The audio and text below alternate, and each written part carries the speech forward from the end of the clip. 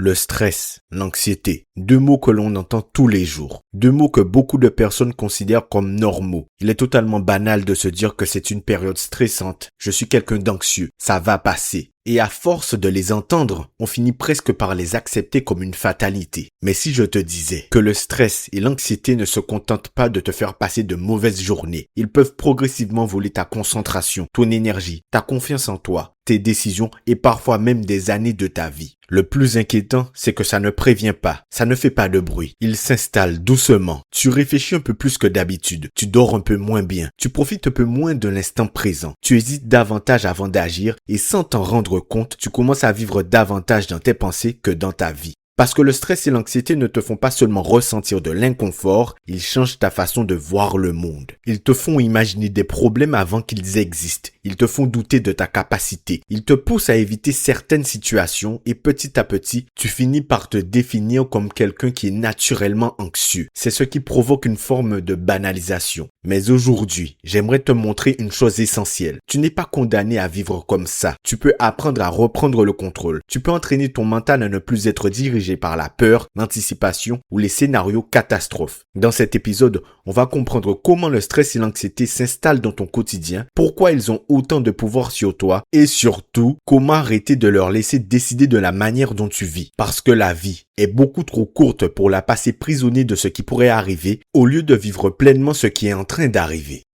Bonjour à toutes et à tous et bienvenue dans le Mindset Show. Ce podcast, c'est ton rendez-vous sans filtre pour briser tes plafonds de verre mentaux, optimiser ta clarté décisionnelle et bâtir la résilience psychologique des leaders. Je suis Jordan, mentor et mindset coach pour les entrepreneurs, les freelances et les dirigeants. Si tu es ici pour la première fois, installe-toi confortablement. On ne va pas faire de la théorie ou de la pensée positive passive. On va parler de performance saine, de gestion de la surcharge et d'action brute. Si la valeur que tu trouves ici t'aide à avancer, pense à t'abonner pour ne rien rater. C'est parti! Avant d'apprendre à gérer le stress et l'anxiété, il faut comprendre quelque chose d'essentiel. Le problème n'est pas uniquement ce que tu vis, le problème c'est ce que ton cerveau en fait. Et c'est précisément là que tout commence. Ton cerveau ne cherche pas ton bonheur, il cherche ta survie. Il y a une vérité que très peu de gens connaissent. Ton cerveau n'a jamais été conçu pour te rendre heureux. Il a été conçu pour te garder en vie. Pendant des milliers d'années, cette mission était simple. Il s'agissait de repérer les dangers, anticiper les menaces, préparer ton corps à réagir rapidement et ce mécanisme nous a permis de survivre. Le problème qui se pose aujourd'hui, c'est que le monde a changé, mais ton cerveau, lui, fonctionne toujours selon les mêmes règles.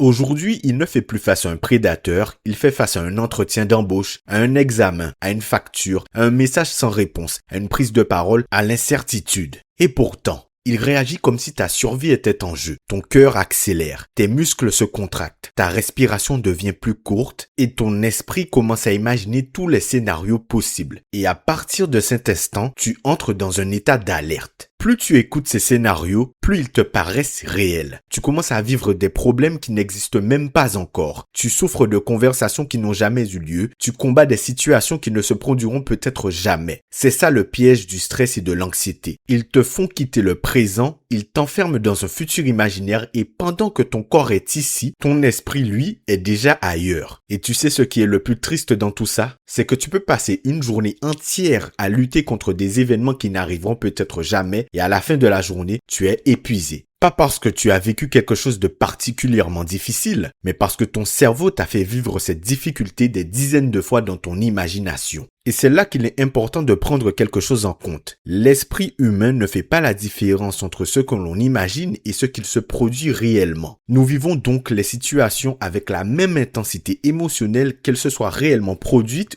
ou non. Et c'est exactement là que le stress commence à te voler ta vie. Pas parce qu'il te crée des problèmes, mais parce qu'il t'empêche de vivre pleinement ce qui est réellement en train de se passer. Et c'est là que le véritable danger commence. Parce que le stress ne détruit pas ta vie en une journée, il la rétrécit petit à petit sans faire de bruit. Jusqu'au jour où tu regardes en arrière et tu te demandes où est passée la personne que tu étais. Le stress ne te vole pas seulement ton calme, il te vole tes décisions. À force d'anticiper le pire, tu commences à éviter. Tu évites cette conversation importante. Tu repousses ce projet qui te tient à cœur. Tu refuses cette opportunité. Tu n'oses plus prendre certains risques. Non pas parce que tu n'en es pas capable, mais parce que ton cerveau te convainc qu'il vaut mieux ne rien faire que de prendre le risque d'échouer. Et sans t'en rendre compte, tu commences à vivre une vie de protection au lieu de vivre une vie de construction. Tu choisis ce qui est rassurant plutôt que ce qui pourrait te faire grandir. Tu choisis ce qui est connu plutôt que ce qui pourrait transformer ta vie. Le problème, c'est que ce mécanisme devient une habitude. Tu réfléchis plus que tu n'agis. Tu analyses plus que tu ne décides. Tu anticipes plus que tu ne vis. Petit à petit, tu commences à perdre confiance en toi. Non pas parce que tu es moins capable, mais parce que tu accumules de moins en moins de preuves que tu peux dépasser tes peurs. La confiance ne disparaît pas d'un seul coup. Elle s'efface chaque fois que tu laisses le stress décider à ta place. Et c'est ça que beaucoup ne voient pas. Le stress ne te détruit pas toujours par ce qu'il te fait ressentir. Il te détruit souvent par toutes les expériences qu'il t'empêche de vivre. Toutes les rencontres que tu n'as pas faites. Tous les projets que tu n'as pas lancés. Toutes les occasions que tu as laissées passer. Toutes les versions de toi-même que tu n'as jamais découvertes, et un jour, tu réalises que ton plus grand regret n'est pas d'avoir échoué, c'est de ne pas avoir essayé. Parce que le stress t'a fait croire que rester immobile était plus sûr, alors qu'en réalité,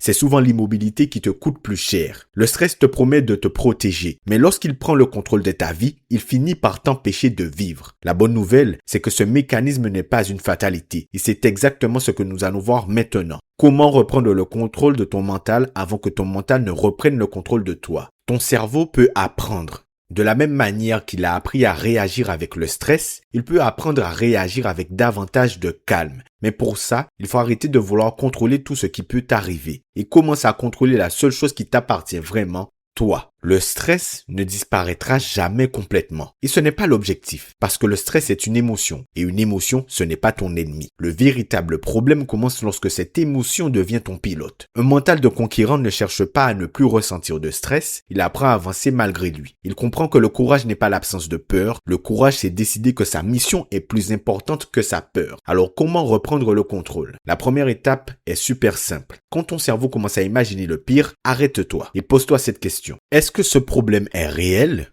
ou est-ce qu'il est seulement dans mon imagination? Tu serais surpris du nombre de pensées qui disparaissent lorsque tu les confrontes à la réalité. Ensuite, reviens toujours au présent. Pas à demain, pas à la semaine prochaine, pas à ce qui pourrait arriver, à maintenant. Parce que tu ne peux agir que dans le présent. Tu ne peux respirer que dans le présent. Tu ne peux changer ta vie que dans le présent. Le reste n'est qu'une projection. Alors, concentre-toi sur ta respiration. Prends 5 minutes pour te concentrer sur ta respiration afin de reprendre le contrôle de ton système nerveux et retrouver un peu de calme. Parce que le problème avec cet état d'alerte, c'est que tu entres automatiquement dans une forme de brouillard qui t'empêche de réfléchir correctement. Reprendre le contrôle de ta respiration, c'est envoyer le message à ton cerveau que la situation est sous contrôle. Et enfin, passe à l'action. Même une petite action. Parce que le stress adore l'immobilité. Il grandit dans les scénarios, il grandit dans les suppositions, il grandit dans l'attente. Mais il perd énormément de pouvoir lorsque tu agis. Chaque action envoie un message à ton cerveau. Je ne suis pas en danger, je suis en mouvement. Et ce message vaut beaucoup plus que 1000 pensées rassurantes. Écoute bien ce que je vais te dire. Imagine un instant que dans 5 ans, tu regardes derrière toi. Qu'est-ce qui te ferait le plus mal? Les erreurs que tu auras commises ou toutes les choses que tu n'auras jamais osé faire à cause du stress? Parce qu'au fond, le plus grand coup de l'anxiété n'est pas ce qu'elle te fait ressentir, c'est la vie qu'elle t'empêche de vivre, les rêves qu'elle retarde, les décisions qu'elle repousse, les opportunités qu'elle étouffe avant même qu'elles n'existent. Alors aujourd'hui, prends une décision.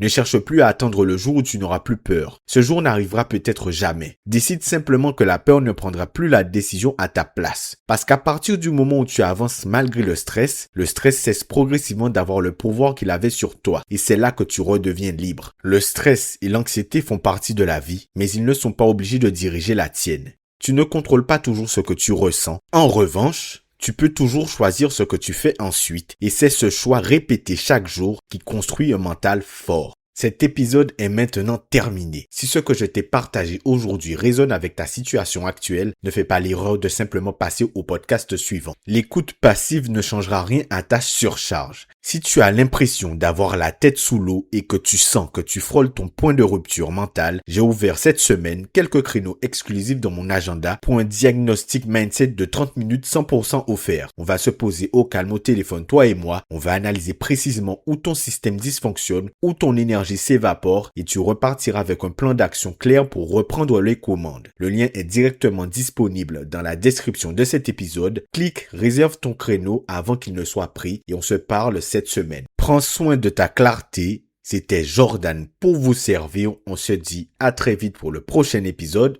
Salut!